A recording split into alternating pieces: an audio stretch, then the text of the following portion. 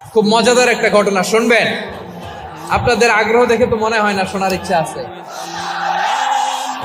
আছে আছে আমার ভাইয়েরা, বিশ্বনবীর বয়স তখন প্রায় 51 বছর। কত বছর?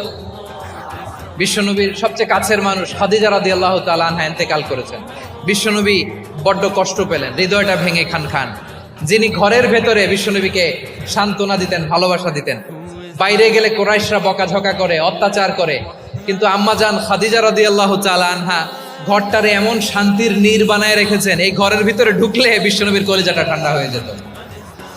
এজন্য রব্বুল আলামিন বলেন, খাদিজা, ও আমার বান্দি খাদিজা, জান্নাতে এমন স্পেশাল একটা ঘর আমি তোমার জন্য রেডি করে রেখেছি। ওই ঘরের মধ্যে কোনো আওয়াজ নাই, ওই ঘরের মধ্যে কোনো নয়েজ নাই, ওই ঘরে কোনো বিশৃঙ্খলা নাই।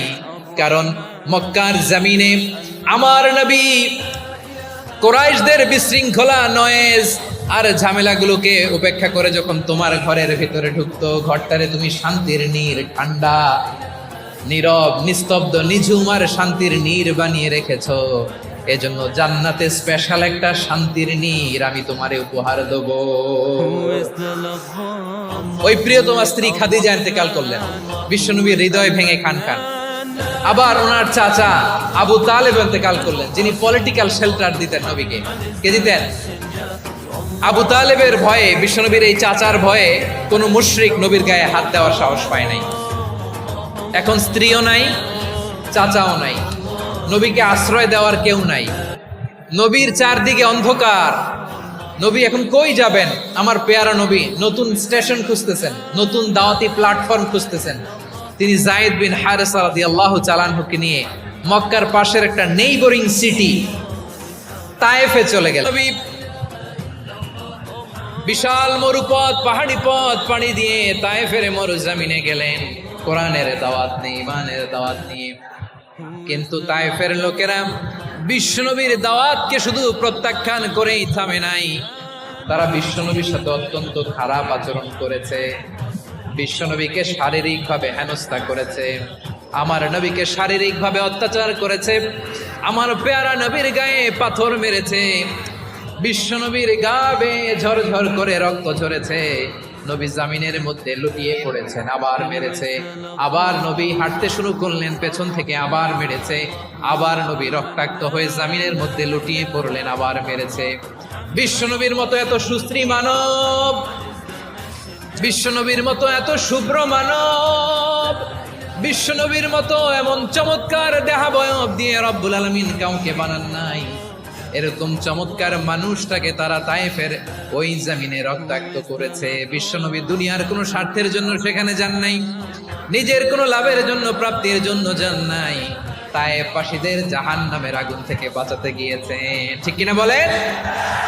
খেয়ে না খেয়ে দিন প্রচারের কাজে নিজেকে দিয়েছ বিলিয়ে, তায়েফের কাফিরেরা চিনল না সে আলো, দুষ্ট ছেলেদের পিছু দিল লেলিয়ে। পাথরের আঘাতে ক্ষত বিক্ষত হয়ে সারা শরীর থেকে রক্ত ঝরে। হে রাসূল, তোমাকে ভুলি আমি কেমন করে? হে রাসূল, তোমাকে ভুলি আমি কেমন করে? পারেন না আপনারা? ধরুন আমার সাথে। হাজার ব্যথা বেদনার পরে ফিরে আসনি তুমি আপন ঘরে, দিনের আলো তুমি ছড়িয়ে দিতে চলে গেলে মদিনায় মক্কা ছেড়ে। হে রাসূল, তোমাকে ভুলি আমি কেমন করে? হে রাসূল, তোমাকে ভুলি আমি কেমন করে? ঠিক কিনা বলে? প্রিয় ভাইরা, তায়েফের ছেলেরা নবীকে রক্তাক্ত করলো। আমার নবী কই যাবে? কই যাবে? মক্কায় জায়গা নাই, তায়েফে জায়গা নাই। তায়েফ থেকে ভারাক্রান্ত মন নিয়ে আমার নবী মক্কায় ফিরে আসলেন। বিশ্ব নবী মক্কায় ঢুকতে পারেন না, মক্কার মরুভূমির দিকে তাকিয়ে, উপত্যকার দিকে তাকিয়ে বিশ্বনবী ধা ধা করে কাঁদেন, ঝরঝর করে। নবীর চেহারা মোবারক থেকে চোখের পানিগুলো বেয়ে বেয়ে পড়ে। আমার জন্মস্থান, আমার শৈশব, কৈশোর, যৌবন কেটেছে এই মক্কায়। আমার এলাকায় আমি ঢুকতে পারি না। বিশ্বনবী মক্কার অনতি দূরে দাঁড়িয়ে জায়েদকে পাঠালেন, জায়েদ যাও, দেখো কেউ আমাকে সাপোর্ট করার মতো আছে কিনা। যাও অমুকের কাছে যাও। জায়েদ গেলেন, তারাও প্রত্যাখ্যান করে ফিরিয়ে দেয়। বিশ্বনবী বললেন যাও অমুক লোকের কাছে যাও, তিনিও প্রত্যাখ্যান করে ফিরিয়ে দিলেন। কেউ বিশ্বনবীকে আশ্রয় দিতে রাজি হয় না। নিজ জন্মভূমিতে বিতাড়িত বিশ্বনবী, সর্বশেষ বিশ্বনবী বললেন যাও মুতঈম ইবনে আদির ঘরে যাও। মুতঈম ইবনে আদি মুশরিক, তার কাছে যাও। গেলেন, মুতঈম ইবনে আদি রাজি হয়ে গেল। সুবহানাল্লাহ বলো। দেখেন, অনেক বিপদের সময়ও আমি নিজে সাক্ষী, সামাজিকভাবে রাজনৈতিকভাবে কত ঝঞ্ঝা, কত ষড়যন্ত্র, কত কনস্পাইরেসি পাড়ি দিয়ে আমাদেরকে সামনে এগিয়ে যেতে হয়। এই শত্রুদের ভেতরেও একজনকে দাঁড় করিয়ে দেয় যে আল্লাহর কোরআনের জন্য রেডি হয়ে যায়। করেন সুবহানাল্লাহ। মুতঈম ইবনে আদি, আল্লাহ তার মনকে নরম করে দিলেন। মুতঈম বলে, মুহাম্মদ আমি তোমাকে আশ্রয় দিব। তার দুই ছেলেকে পাঠালেন, যাও খোলা তলোয়ার নিয়ে, স্কট দিয়ে, গার্ড অফ অনার দিয়ে মোহাম্মদকে মক্কায় ঢুকাও, আর বলো আমি আমান দেব। আমান কি দিব? আমান মানে সিকিউরিটি, নিরাপত্তা। সিকিউরিটি ছাড়া, আমান দেওয়া ছাড়া কেউ থাকতে পারতো না মক্কায়। দুই ছেলে বিষ্ণু ইসা ইসলামকে নিয়ে আসলো। নবী কাবার চারদিকে তাওয়াফ করলেন, নামাজ পড়লেন। আবু জাহেল, উতবা, শাইবা, ওয়ালিদ ইবনে মুগীরা সবাই দেখে, কেউ কিছু করতে পারে না। কারণ মুতঈম ইবনে আদি ঘোষণা দিয়েছেন, আমি মুহাম্মদকে আমান দিয়েছি, মুহাম্মদের গায়ে যেন কেউ স্পর্শ না করে। আওয়াজ করে পড়েন সুবহানাল্লাহ। নবীর এই বিপদকালে মুহূর্তে মুতঈমের হৃদয়টারে নরম করে দিল কে? হাটের ভাইয়েরা বলেন, এই মুতঈম কি মুসলিম ছিল না মুশরিক? সবাই বলতে হবে মুসলিম না মুশরিক। তাহলে মুশরিকের কাছ থেকে নবী পলিটিক্যাল অ্যাসাইলাম, আধুনিক রাষ্ট্রবিজ্ঞানের ভাষায় পলিটিক্যাল অ্যাসাইলাম, যেটাকে বলে রাজনৈতিক আশ্রয়, ওনার আমান বা নিরাপত্তার এই ঘোষণায় তিনি মক্কায় ঢুকলেন। যতদিন নিরাপত্তা ছিল ছিলেন। মুতঈম যখন মারা গেল, বিষ্ণু ইসলাম হিজরত করে মদিনায় চলে গেলেন। সুবহানাল্লাহ।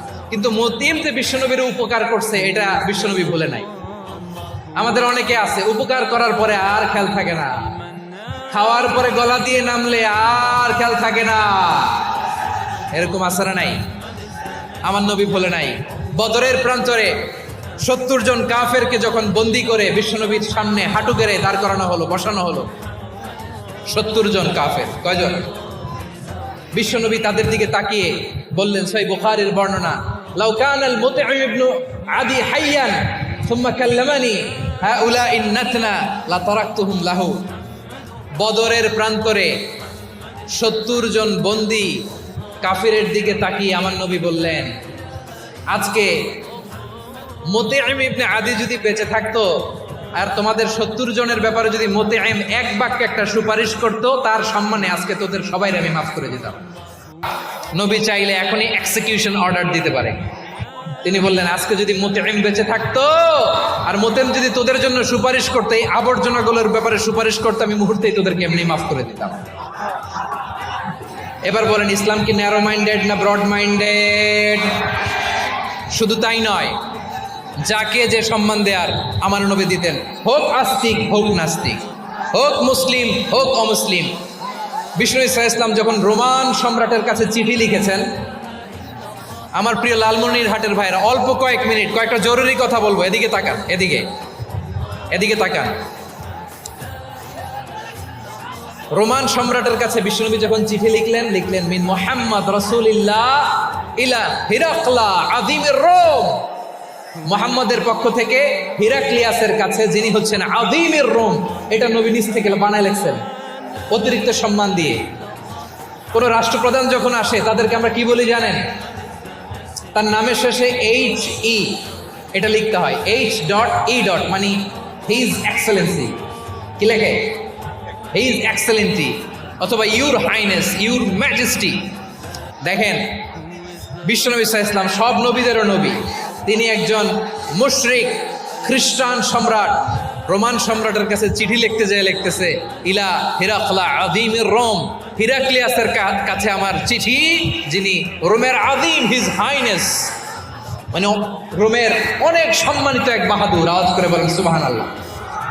তার মানে যাকে যে সম্মান দেয়ার এটা বিশ্বনবী দিতেন। এমনকি যেই ইহুদিরা ভালো ছিল এই ইহুদিদেরও প্রশংসা করেছেন বিশ্বনবী মুহাম্মদুর রাসূলুল্লাহ সাল্লাল্লাহু আলাইহি ওয়াসাল্লাম। এক ইহুদির প্রশংসা করেছেন বিশ্বনবী। ইহুদির কার? কার? আমি তো আমার ভাইয়ের প্রশংসা করি না, আমি তো এক আলেম আরেক আলেমরে স্পেস দেই না, আমি তো এক দায়ী আরেক দায়ীর সাথে বসতে চাই না। আমার নবী ইহুদির প্রশংসা করে। কার প্রশংসা? ওই ইহুদির নাম ছিল মুখাইরিক। সিরাত গ্রন্থ ঘাটলে পাবেন। তিনি বলেছেন মুখাইরিক খাইরু ইয়াহুদ, Mukhayriq is the best of the Jews. জুইশদের মধ্যে সে সবচেয়ে ভালো। কেন প্রশংসা করলেন তার? এর কারণ মদিনা চার্টারে কথা ছিল সব ধর্মের মুসলিম, মুশরিক, ইহুদিরা মিলে মদিনাকে রক্ষা করবে। কিন্তু তৃতীয় হিজরিতে যখন উহুদের যুদ্ধ শুরু হলো, সবার কথা ছিল যেই আক্রমণ করে আমরা মদিনাকে বাঁচাবো। কোন শহরকে বাঁচাবো? মদিনাকে। কিন্তু কুরাইশরা যখন অ্যাটাক করলো, ইহুদিরা আর আসে না, ইহুদিরা আর বেরোয় না। বিষ্ণু বললেন, ওহে ইহুদিরা, তোমরা না চুক্তি করলে আমার সাথে যে মদিনা বাঁচাতে সবাই ঝাঁপিয়ে পড়বো, আসো। একটা ইহুদিও বেরোয় না, কেউ আসে না সেদিন, একজন ছাড়া। তার নাম মুখাইরেক। তার নাম কি? মুখাইরেক বাহাদুরের মতো ঘোড়সাওয়ার হয়ে বেরিয়ে গেলেন এবং বললেন, গোটা ইহুদি সাম্রাজ্যের একজনও যদি না আসে, আমি মুখাইরেককে কেউ ঘরে আটকে রাখতে পারবে না। বেরিয়ে আসলেন, এসে বললেন, আমি মুহাম্মদের পক্ষে যুদ্ধ করব। আমি মারা গেলে আমার সম্পদ আমার উত্তরাধিকারীরা পাবে না, আমার সম্পদ তোমরা মুহাম্মদকে দিয়ে দিবা। সুবহানাল্লাহ বলেন। উহুদের ময়দানে 70 জন মুসলমান শহীদ হলো।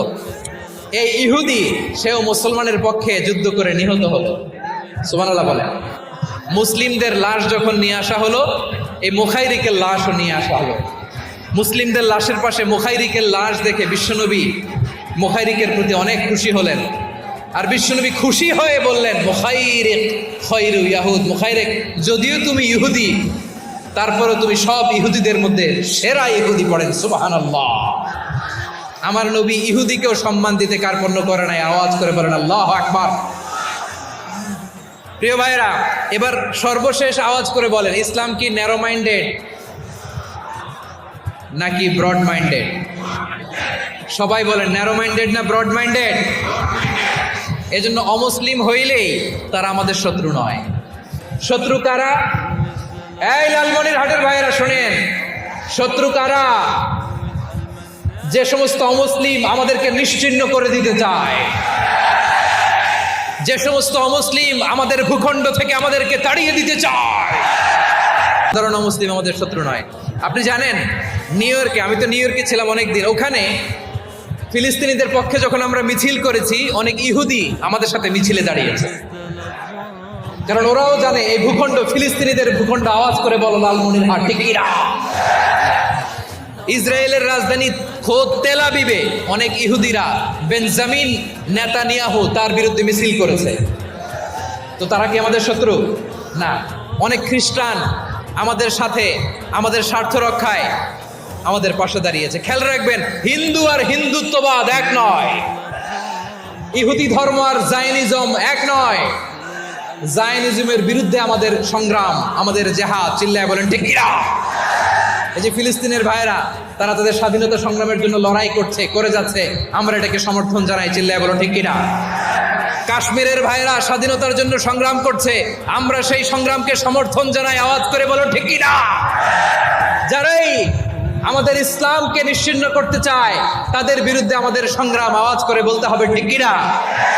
ওই সমস্ত দুর্বৃত্তদের সাথে আমাদের কোনো সম্পর্ক নাই।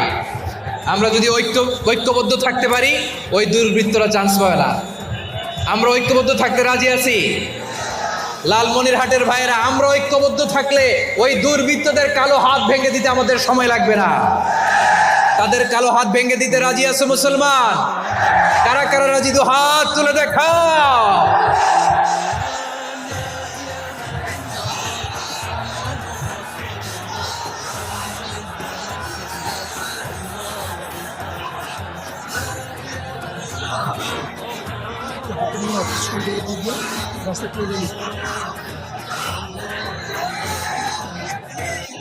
আমার প্রাণ প্রিয় লালমনিরহাটের ভাইয়েরা, শত্রু কাফের আর অশত্রু কাফেরের মধ্যে পার্থক্য আছে না নাই? আবু তালেব মুশরিক, আবু জাহেল মুশরিক, কিন্তু দুই মুশরিকে পার্থক্য আছে না নাই? আবু তালেব নবীর চাচা মুশরিক, মারা গিয়েছে মুশরিক অবস্থায়, কিন্তু আজীবন আমার নবীকে আগলে রেখেছে, আমার নবীকে সাপোর্ট করেছে, ভালোবেসেছে। আবু জাহেল মুশরিক, মারা গিয়েছে মুশরিক হিসেবে, আজীবন আমার নবীর বিরুদ্ধাচারণ করেছে। আবু জাহেলের শক্তি, সামর্থ্য, স্ট্র্যাটেজি, প্ল্যান সব আমার নবীর বিরুদ্ধে ছিল। এই আবু জাহেলের কারণে একটা দিন শান্তিতে আমার নবী মক্কায় ঘুমাতে পারে নাই। চিল্লায় বলেন ঠিক কিনা? এজন্য রব্বুল আলামিন বলেন, লা ইয়ানহাকুমুল্লাহু আনিল্লাযীনা লাম ইউকাতিলুকুম ফিদ-দীন ওয়া লাম ইউখরিজুকুম মিন দিয়ারিকুম আন তাবাররুহুম ওয়া তুকসিতু ইলাইহিম ইন্নাল্লাহা ইউহিব্বুল মুকসিতিন।